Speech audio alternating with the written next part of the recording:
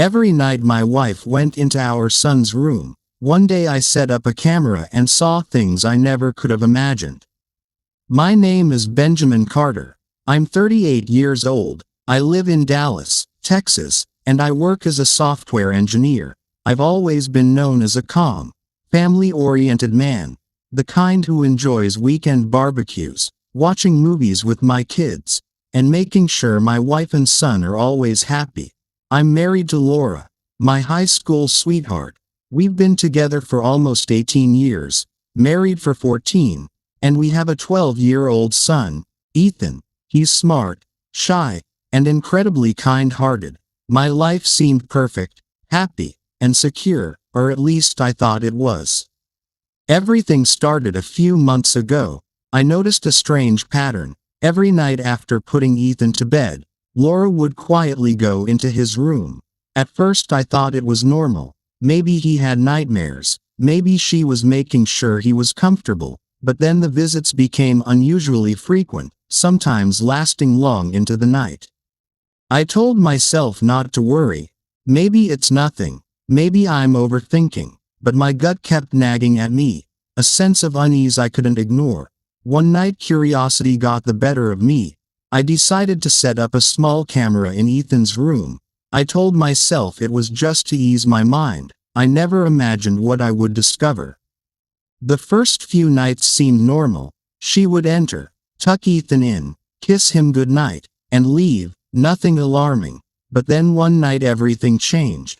I saw Laura enter as usual, but she was whispering softly, almost talking to herself. She opened Ethan's desk drawer and pulled out a small notebook. My heart started racing. I leaned closer to the screen.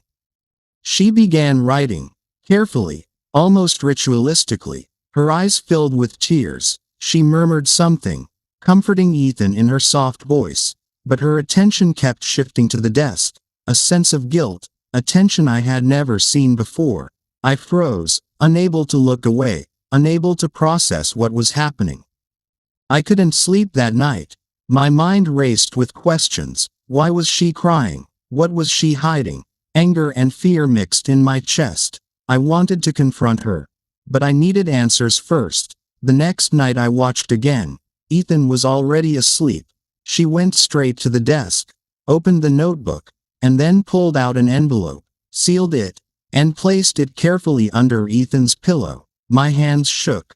My heart pounded. I paused the recording, trying to make sense of it.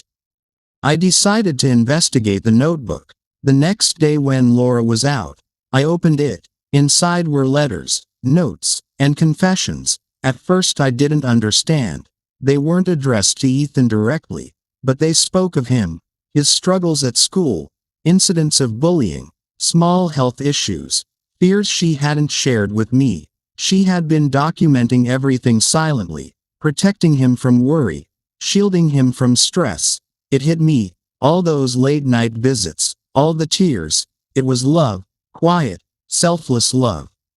Then I found something that almost broke me. Lines about her own struggles, her battles with anxiety and depression. She had been hiding her pain to protect Ethan, to keep him from feeling guilty, to make sure our son felt safe and loved. She had carried the weight of both our worries silently, every day, every night. I felt shame for doubting her, relief for understanding, and gratitude for seeing her heart. That night I waited until Ethan slept. I pulled Laura into my arms. She cried into my shoulder. I whispered, "I'm sorry for doubting you.